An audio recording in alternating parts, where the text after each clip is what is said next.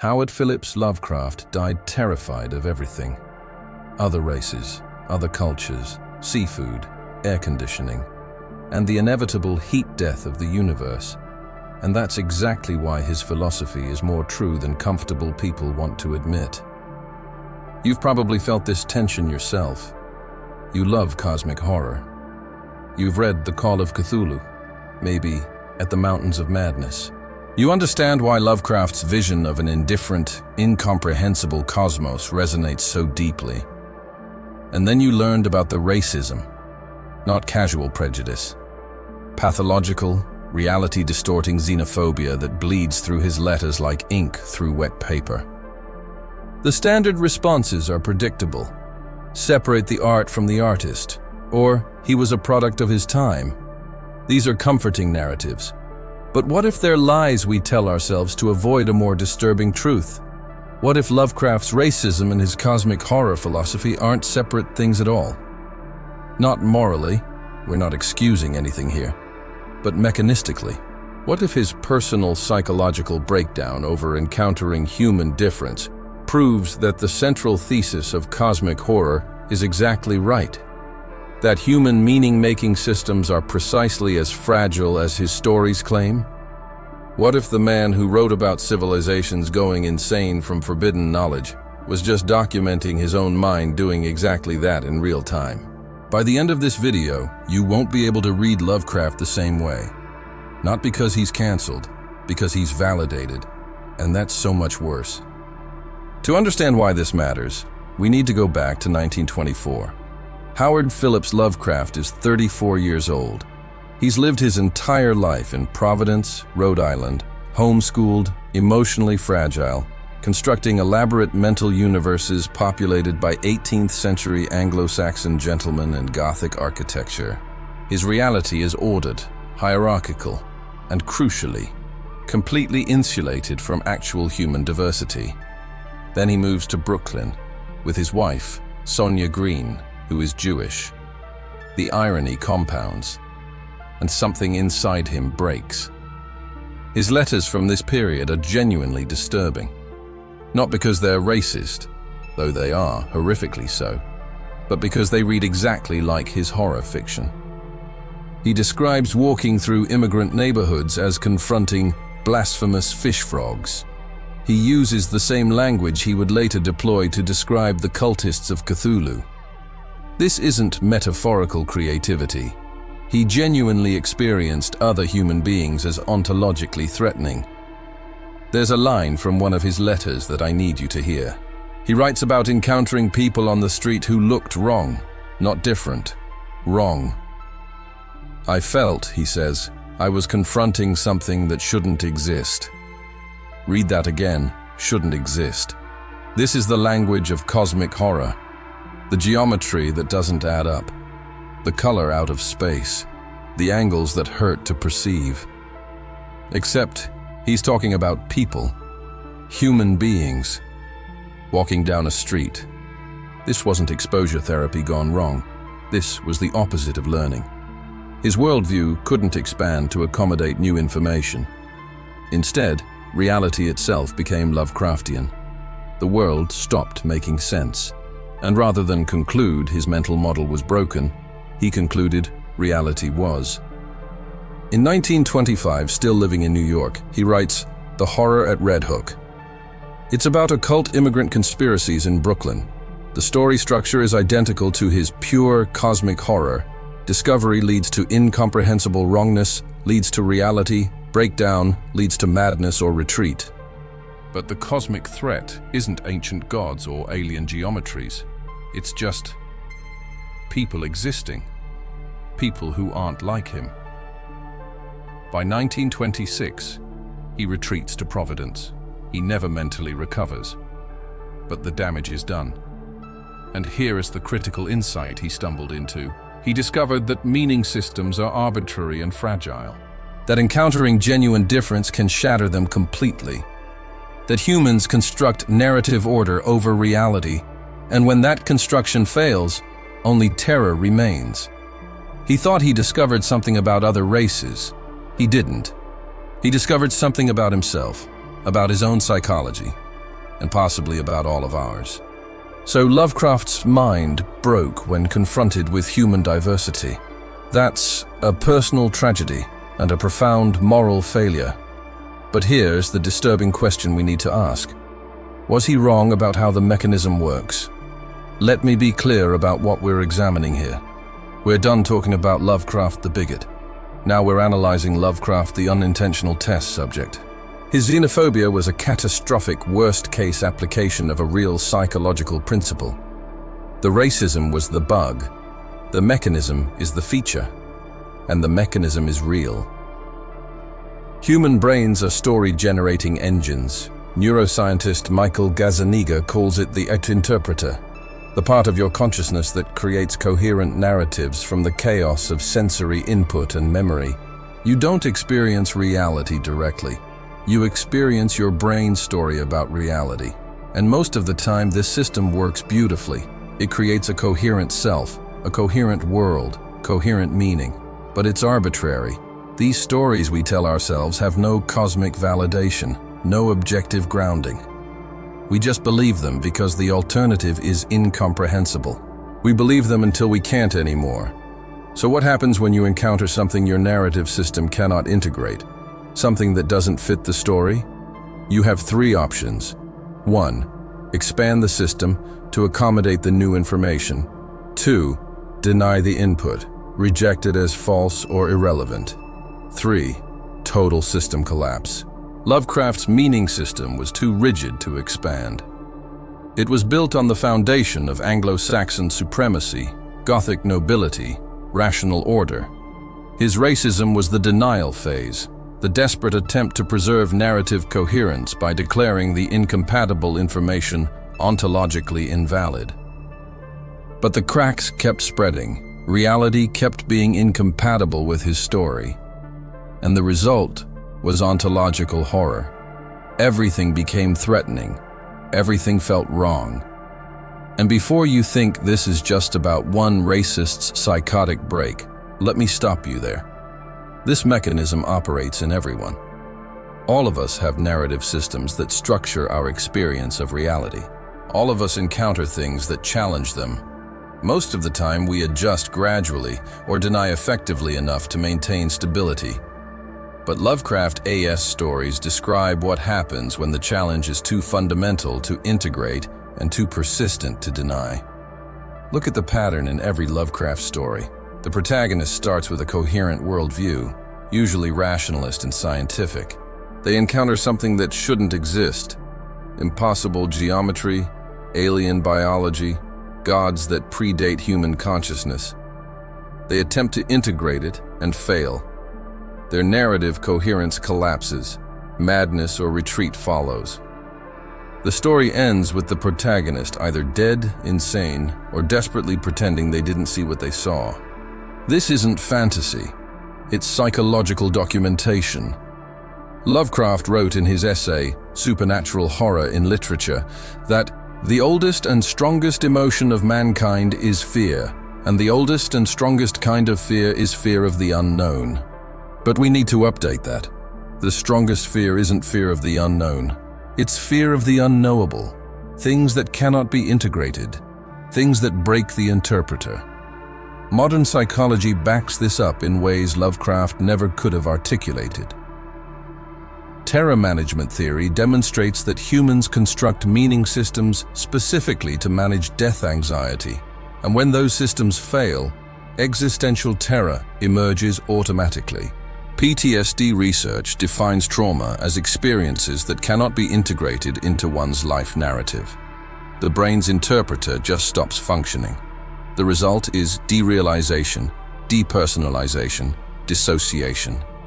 These are the same symptoms Lovecraft describes in his protagonists. Here is the dark realization we are recircling around.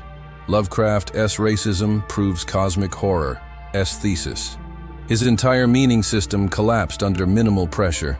If worldviews are that fragile, if encountering different humans on a Brooklyn street can break someone's mind, what happens when you encounter something actually incomprehensible? If diversity shattered his reality, what would genuine cosmic indifference do? The horror isn't that Lovecraft was right about what should trigger this mechanism. He was catastrophically, monstrously wrong about that. The horror is that he was right about the mechanism itself, about how easily our narratives collapse, about how thin the layer of meaning we've constructed over the abyss really is. You've experienced this. Maybe you don't recognize it as the same phenomenon, but you have. That moment when something happens that shouldn't be possible according to your understanding of the world. The cognitive dissonance, the desperate scramble to make it make sense, the way your mind tries to reject or reframe rather than accept. That's your interpreter hitting its limits. That's the edge of the mechanism Lovecraft documented. So the mechanism is real. Human meaning-making is fragile. Lovecraft discovered this in the worst way possible, by having a worldview so brittle it couldn't survive a walk down the street. But that was 1924. What about now? What about 2025? Because here's where it gets worse. Lovecraft broke when he encountered too much difference too fast. One neighborhood, one experience of diversity his provincial mind couldn't process. Now it's 2025, and every single one of us is encountering too much everything, too fast, all the time. Think about it. Lovecraft walked down a street in Brooklyn, and reality became incomprehensible to him. You open social media and encounter 47 incompatible realities before you've finished your coffee. The scale is different. The mechanism is identical. We're all running the same doomed experiment he ran, except we're running it constantly and calling it normal life. Before the internet, your meaning system only had to deal with local, manageable input. Information from your community, your culture, your immediate experience. The interpreter could keep up. Now you're exposed to every crisis, every perspective, every horror, simultaneously and without context. You're not staying informed. You're experiencing cognitive overload by design. Your brain is trying to create a coherent narrative from climate apocalypse, political polarization, economic precarity, AI uncertainty, global conflict streamed in real time, constant status comparison, and algorithmically curated reality. And the system just fails. It has to. It was never designed for this. The result looks like anxiety, depression, dissociation. We medicalize it. We call it mental health crisis, but maybe it's something more fundamental. Maybe it's mass Lovecraftian breakdown, the interpreter overloaded, narrative coherence dissolved, and we don't even agree on what's real anymore. Not different interpretations, different perceived realities. The same events generate completely incompatible narratives, and we're expected to hold both in our minds simultaneously. Try it. Actually try to integrate truly contradictory worldviews. Your mind rejects it. It has to choose or collapse. The Lovecraftian response emerges naturally. Conspiracy theories, simulation theory, the conviction that one reality must be a lie, because admitting that both exist, that reality is genuinely fragmented, requires abandoning the possibility of narrative coherence altogether. Or consider AI. Many people's self-narrative includes, human consciousness is special, human creativity is unique. Then AI generates art, writes poetry, passes tests, exhibits emergent behaviors nobody programmed, and watch the discourse. It's not philosophical debate, it's existential horror. This isn't real art. This is slop. This shouldn't be possible. Lovecraftian language appearing spontaneously. Ontological wrongness. The geometry doesn't add up. This isn't steady pressure, it's exponential acceleration. 2020, a global pandemic breaks the normal life narrative. 2021 to 2022, reality fragments along political and cultural fault lines. 2023, AI goes from novelty to existential threat in 12 months. 2024, permanent crisis becomes the baseline. 2025, we're here now. What narrative coherence? The statistics confirm it. Depression and anxiety rates doubled between 2019 and 2024. Doomscrolling is a recognized psychological pattern, the compulsive consumption of negative information that breaks down mental stability. Conspiracy theory adherence is rising not because people are getting stupider, but because conspiracy theories are narrative repair attempts. They're the mind's desperate effort to construct meaning when reality stops making sense. We're experiencing at scale what Lovecraft experienced individually. And just like in his stories, we respond with madness, denial, or retreat.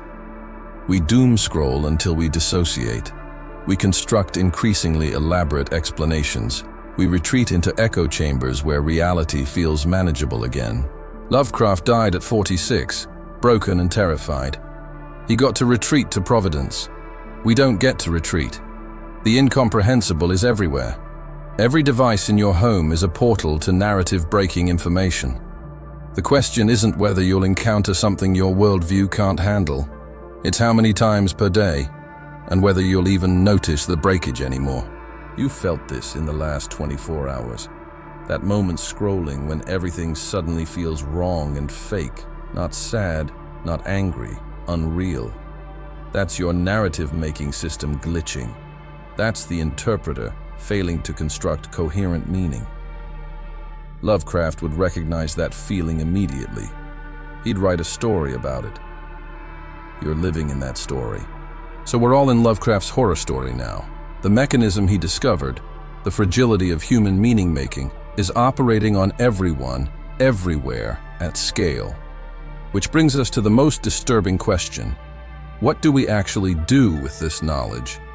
Remember when I said Lovecraft's racism makes his philosophy more terrifying? Not because bigotry is philosophical. It isn't.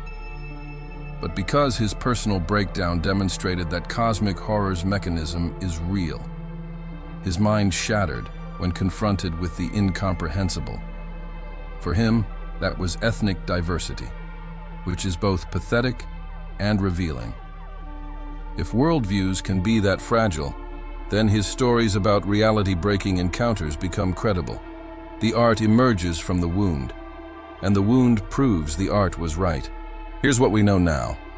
Human meaning-making is a narrative system with no cosmic foundation. When that system encounters something it cannot integrate, breakdown is possible. The breakdown creates genuine psychological horror, the feeling of unreality, paranoia, terror. Lovecraft experienced this over nothing substantial. We're experiencing it over everything. Information overload, reality fragmentation, AI uncertainty, the acceleration of history beyond human comprehension. The scale is different.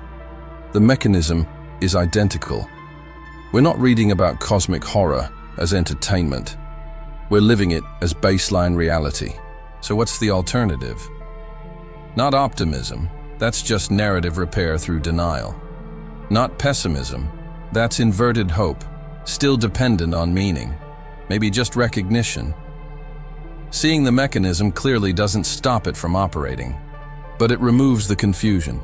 It removes the feeling that you're going crazy when you're not. Lovecraft spent his life terrified because he couldn't understand his own horror. He thought reality was wrong. He never grasped that his meaning system was arbitrary and breakable, that everyone's is. You don't have to repeat his mistake. Your worldview is arbitrary. It will fail under sufficient pressure. Reality doesn't care about your narrative coherence. That's not depressing. It's clarifying. The cosmic indifference that horrified Lovecraft isn't a threat. It's just the baseline condition of existence. Once you accept that, the horror becomes almost liberating. You're not losing your mind. The system is working exactly as designed, which is to say, barely, and only when not stressed too hard. Imagine Lovecraft in 1924, walking down that Brooklyn street, his entire reality dissolving. Now imagine yourself scrolling at 2 in the morning, watching your coherent world unravel post by post. Same expression on both faces, same void opening beneath everything. He wrote stories about it. You just call it Tuesday. So here's what I need to know. Now that you can see the mechanism operating in yourself, now that you recognize that Lovecraftian breakdown feeling for what it is, what will you do differently? Or will you do what his protagonists always do? Retreat, deny, go mad, pretend you didn't see.